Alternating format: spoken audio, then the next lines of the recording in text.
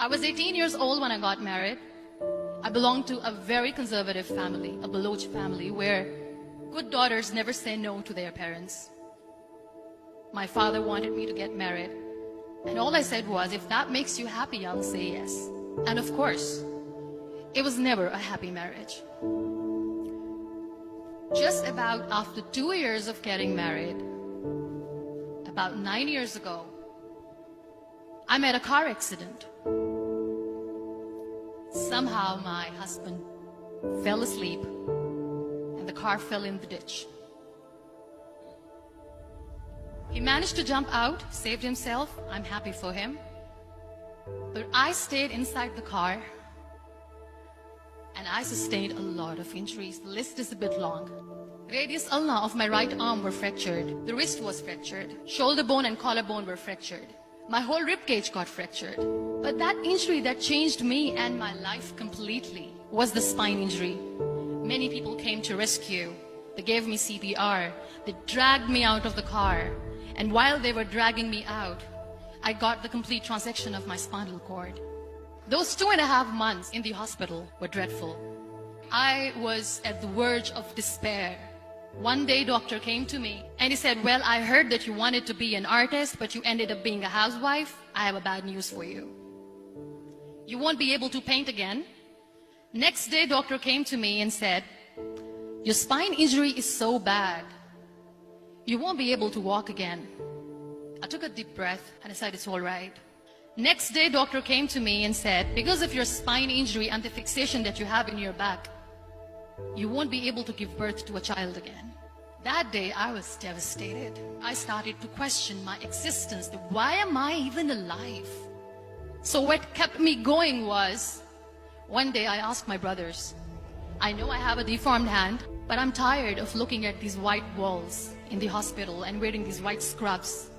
Bring me some colors, bring me some small canvas. I want to paint.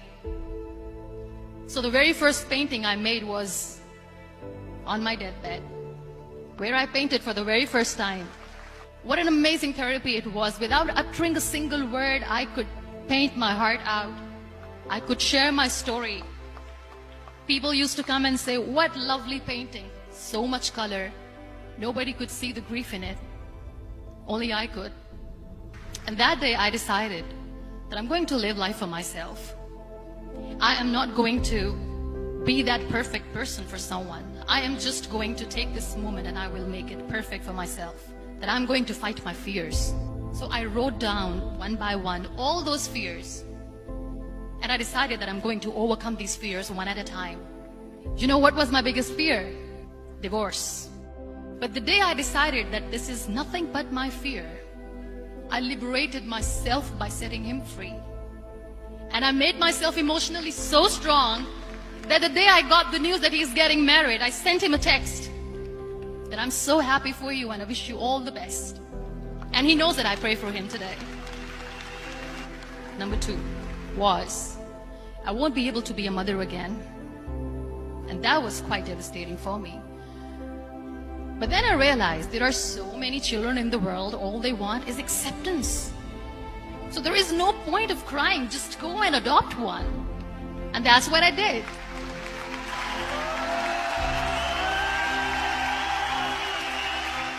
I gave my name in different organizations, different orphanages, and I waited patiently. 2 years later, I got this call from a very small city in Pakistan. I got a call and they said, are you Muniba Mazari? There is a baby boy and would you like to adopt? I could literally feel the labor pain. I said, yes, I am going to adopt him. I am coming to take him home. And that day, I was 2 days old, and today he's 6. You know, when you end up being on the wheelchair, what's the most painful thing? People think that they will not be accepted by the people because we, in the world of perfect people, are imperfects. So I decided to appear more in public. I started to paint. I have done a lot of modeling campaigns. I decided that I'm going to join the national TV of Pakistan as an anchor person. I became the National Goodwill Ambassador for UN Women Pakistan, and now I speak for the rights of women, children. I was featured in BBC 100 Women for 2015. I'm one of the Forbes 30 under 30 for 2016. So when you accept yourself the way you are, the world recognizes you. It all starts from within. We have this amazing fantasy about life. This is how things should work. This is my plan. It should go as per my plan. If that doesn't happen, we give up. I never wanted to be on the wheelchair. Never thought of being on the wheelchair. This life is a test and a trial, and tests are never supposed to be easy. So when you are expecting ease from life, and life gives you lemons, then you make the lemonade, and then do not blame life for that. It is okay to be scared. It is okay to cry.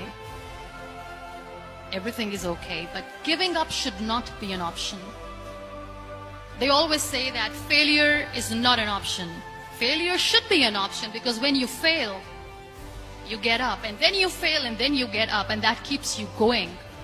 Embrace each and every breath that you are taking. Celebrate your life. Live it. Don't die before your death. Real happiness lies in gratitude. So be grateful, be alive, and live every moment.